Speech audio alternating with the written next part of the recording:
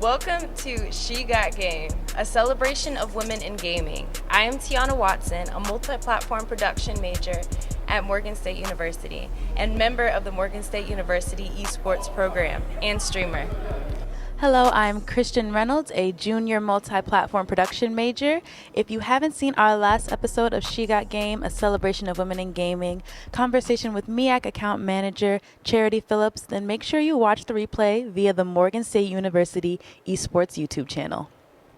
For those who are watching for the first time, the She Got Game, a celebration of women in gaming conversation series was created to highlight phenomenal women who are doing amazing things in the gaming industry and to provide information on the many ways that people can enter into the gaming industry. Now it's time to talk to this week's guest. Please meet the co-founder of Beatbotics and PhD student, Miss Jihan Johnston. Hey Hi, guys, Miss how are you? Johnson. Good. Hey, okay, multi-platinum media majors. I was a mass comm major, so shout out to y'all. Hey. Can you tell us who you are and what do you do? Yeah, I'm just a mom. That's my job. I'm a mom of a teenager who happens to be my original and my amazing co-founder of Beatbotics. But I wear a hat for a couple of different things. I'm a forever educator of 15 years, ranging from broadcast journalism, high school teacher, to a radio teacher, but then transferred over to special education and then ended as an assistant principal. And so I've been in a couple of different rooms, went into educational technology and worked for Microsoft Education, where I actually trained teachers to be facilitators pre-pandemic in 2018 on how to operate virtually. But now I am in the space of a co-curator of a esports gaming and metaverse and beyond awareness company for Black and Brown communities. But then also I took it a step higher, and now I'm getting a PhD focused on informatics with human computer interaction design, intuitive on it, but really focused on HBCU culture, esports gaming, and the metaverse. And the first Black woman to ever do research on HBCUs. So, With that being said, yes, we actually heard that you are going to be the first Black woman to graduate with a PhD in informatics. So congratulations on your upcoming achievement. But can you tell us about your PhD journey and what your research focuses on? Yeah, so my PhD journey is non-traditional. I don't have a background in informatics. I don't have a background in anything computer science. I just want to make a difference of increasing the representation of the 2% in both the gaming industry, but then also the computer and tech side. And so I applied randomly during the pandemic and was like, let me go focus on esports. I have a company, let me go do it, because I saw the disparities when I was in educational technology on what Black and Brown communities don't have access to. And so I got a full ride, and so I'm focusing on HBCU culture and how esports and gaming can add to the homecoming experience, add to the weekend experience of, hey, what am I going to do for spring games, or what am I going to do for, a pre-exam week, just different ways that it can be interactive and added to it from an alumni standpoint, but also an undergrad standpoint. You told us that you started in education, but can you tell us a little bit how you pivoted into your current path and how you adapted your passion to be meshed into this new space? Yeah, so like I said in the beginning, you guys were multimedia majors. I'm a mass comm major, and so my focus used to be broadcast journalism and public relations. So that's what I wanted to do. I had a background in radio ever since I was 14. I worked for Def Jam. I worked for Kanye's Good Music record label as an intern at like 14 years old. So I knew I always wanted to be just networking and amongst good people, but I really looked at the disparity of which our community lacks, and that's access, and that's the digital divide. And so when I went to school at Woodward Academy, I was doing a presentation there, and when I saw all the private schools getting together and excited about the esports club, but then literally within walking distance on the train tracks, Tri Cities High School of Southeast Atlanta the SWATs, as they call it, did not have access, but our kids were gaming every day. 87% of black kids game weekly. 2% of game designers are black in the industry. So how can my kids that are literally within the back parking lot of this private school not have access to the kids that these have kids that pay money to go to school have access to? So that's when I knew I wanted to make a difference, and so I started teaching virtual reality application classes at Morehouse College in 2019. And that's where I really started seeing the importance of inclusive design, and that was something that I learned when I was at Microsoft, of how you can add virtual reality and AR and just gaming into the classroom to help with bridging that academic opportunity gap. And so that's where I started figuring out, hey, during the pandemic, that's all my son gamed. Um, Everybody else was gaming. Gaming was becoming popular. You know, Fortnite was taking over. And then I wanted to really get into the design aspect. So I self-taught myself UX design, which is user experience design. And I saw that I can get a degree and I could go for free, because I remember that the world director of Microsoft World Education told me that you could get a free scholarship if you majored in esports and gaming. And this was in 2018. So I'm giving you all these numbers to show you how far behind our community is that I've known about it. And so I went and I applied. I was like, fuck it. I'm black. I'm going to get my free scholarships. I know how I can waive my applications, and I'm also giving y'all knowledge right now. And I wanted to go into schools that I can make a difference, not only from a diversity perspective, but then also make a difference in my community from a STEAM perspective. And so I started focusing on gaming and esports. So very non-traditional. That's actually incredibly powerful. So, our next question is, what exactly is digital transformation and why should we think about getting into that space? So I have this in one of my presentations. It's called "You Could Get With This, You Could Get With That," and it's talking about the importance of digital transformation. We're all living in it.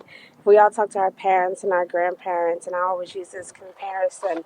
It's the Flintstones versus the Jetsons. I know me. I'm in my 30s, like late 30s at that. I'm proud of it. But I wanted to really be living like the Jetsons. So I always wanted life to be like that. And if you really look at it, the realization from the robotics and like I have a robot now that can deliver my food and coffee to my patio on campus. So if we really look at it, we're really living in some time of the Jetsons. But the digital transformation is making sure we're all digital. In the black and brown community, we are scared of technology. Like, let's really be real. We're scared of it when we see new things, when we see and hear about the metaverse, people are scared, and it's the zombie apocalypse are coming. But digital transformation is just really, really educating our community and just society on what's next in the digital space. You have NFTs, you have metaverse, you have VR, AR, you have esports and gaming. We have to be prepared mentally for what's next and what's coming down the pipeline. And so digital transformation is just really looking into the digital aspect of the new technologies. And I'll even go a step further of studying the HCI, which is a human computer interactive design, of how the human can communicate to a computer to really put us in a digital space. So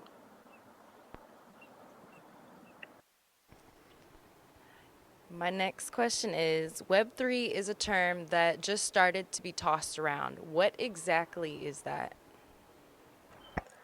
I love it. And so I always describe it. So, like, people, the ones that were like writing on typewriters or beginning in the Apple Macintosh stage, that's Web 1. For people in my age, where we had to listen, we had to get off the phone if we wanted to use the internet because we had to dial it up. That's the Web 2 stage. We were the test babies now, and that's the beginning of social media. And now we're in Web 3 of the endless possibilities are really bringing our real life into a virtual space and really seeing the magic that can unfold in it. It's pretty cool. If you look at it, we've been living in it for quite some time. And it's a new buzzword, but we've been living in it. They have terminology and research, so we've been living in it now, but it's the buzzword. That is super interesting. Can you tell us more about Beatbotics and what inspired you to start your organization? I'm just a mom. I'm a mom that believes in her son. I have a 13-year-old about to go to high school, and everything that he has always believed in from his creative ability, he has always come to me and discussed it. But I just really sat down and just looked at the disparities that black and brown kids face in everyday education as a former assistant principal. I look at the school culture as a former assistant principal and seeing where that has turned to right now. But at the end of the day, our kids are creative. And I look at all of the past work that I've done from taking a 2 Chainz rap song and making my kids make it into a reading campaign and shoot and create their own video in Washington, D.C. and Southeast, to kids using hip hop and gaming to help kids learn how to read. And so I look at all of those spaces and I was like, oh, okay. I know that the things that I've done and just in my educational journey, I can take that and transform it and put it into our communities and help build community spaces to that is going to bring education and awareness. But then also, I wanted to make my son an entrepreneur. I wanted him to understand that he can stand on his own 2 feet and doesn't have to work for somebody else, and that all his creative abilities can be put onto paper and be presented into life. And so I took his love, I took my love. We both love hip hop. I am the hip hop ed tech diva. That is my name in technology. And so we put Beat and Botics together and we created an awareness company because what I did notice was that our community does not have the awareness, they do not have the resources, and they don't have the education on what's now, what's next. And so I really wanted to take my passion, my love, but I also know that it's a passion and love for our community and spread awareness. I love that. And you're making him an entrepreneur, period. As an advocate of video games, what are some of the developmental and educational benefits of gaming? Yeah, and so it starts with collaboration. And when we talk about building community, it's all about learning how to collaborate, right? Then you have critical thinking skills. How can we challenge our kids? So I'll spit some educational level, the hierarchy level. So you have tier one, tier two, tier three, sometimes tier four. And tier four, Bloom's taxonomy is always the highest level. So you want to learn from the top to down. So how can we build our kids' skills up to make them think at a higher level on Bloom's taxonomy? So we add the critical thinking skills. But then you have the communication, you have the teamwork, you have the computational skills thinking that they're building. But kids do not understand that they're actually coding when they're doing gaming too. But one of the things that I absolutely love is when you're using it with students that have autism and that I have personally worked with. And students that have special needs and how it helps them come out of their shell, but also learn verbiage, also learn ways to communicate non-verbally, but be able to connect with their other peers, even if it's a place of anxiety or fear. But then one of the other things that I love is the intersection of adding ELA, of you building your avatars to collaborate with the character that you're teaching for the week, figuring out the standards that it can align to and using it and teaching that skill set because we have to meet kids where they are. And if we don't, then it's not going to be a forever changing model of educating. It's going to be, teaching, teaching, teaching. And we have to get into the mindset of facilitation. That being said, what are some specific game titles you can name that are good for educational purposes? So I'm going to always start off with Minecraft education because it has everything. If educators, if you're watching, it's full curriculum already built. It's 100% free. You don't have to buy anything. Use it. I promise you, it will help you build with your students. But then also, Microsoft has MakeCode, and I'm giving you all free resources. MakeCode.com, which allows kids to understand the beginning process of arcade gaming and building their own arcade game and seeing it actually displayed on the screen to them, but also being able to download it. But then also, I still think NBA 2K, that can be an intersection of PE. How am I teaching movements? How am I teaching ligaments? How am I teaching different basketball skills? Transferring it from a virtual world to a reality and connecting with your students. But then also, Fortnite, you're having costume design. So if my girls that are gamers and wanting to figure out different ways and avenues of to get into esports, look into the fashion part of esports, look into the fashion aspect of gaming. Fortnite has all of that. How can I be a costume designer? And let's think about a black woman worked on LeBron James costumes for Fortnite. So how can I follow in her steps to be a part of this, but be on it from a gaming industry? So there's different things and different lessons that you could really learn from those games. I particularly think Madden, my football players, when you want to teach, plays and you're losing, homecoming, college coaches, if you need to teach plays and you have students, you have to figure out students aren't always visual and aren't always auditory learners, but how can they connect kinesthetically to a video game or Madden to understand their plays? So I say those games because those are games that reach the masses of our community, but there are also other games of Dota, of Call of Duty, League of Legends that can also create storytelling from a character storytelling perspective. So how can I create these minds? How can I dig into these students to reach them, to elevate them, to understand the importance of gaming and academics? I wish more people thought like that. I really do. Um, what do you say to the people who bash video games? The ones that claim they are violent and detrimental to adolescents? Number one, do your research, because research will show the true data, because they're actually studying these people, and it's not always the violence part of it. Yes, it's nasty, it's cruel, but let's look at the reality that we live in. But also look at how it helps people. I'll never forget. I was in Florida at FETC presenting to like over 500 educators on how to have inclusive classrooms virtually from a Minecraft perspective. I'm a Minecraft facilitator. And so I had a parent come up to me crying because I was just encouraging educators, listen, this is a way that you connect with your students, because I had personally used it with a child that had disabilities. And she came up to me crying and said, my son at 19 finally found his group because of people like you that constantly advocated. He was at a school in Georgia at Kennesaw State majoring in gaming, and that was the first time. He called his mom during a conference saying that I finally found my crowd because he had joined and majored in gaming. And so that's how you have to look at it, how it helps kids with their confidence, how it helps kids with their cognitive ability. There's so many different ways and skill sets to use gaming and esports to connect with students and push students to continuously focus on this journey. And it's a free education too. That is incredibly powerful.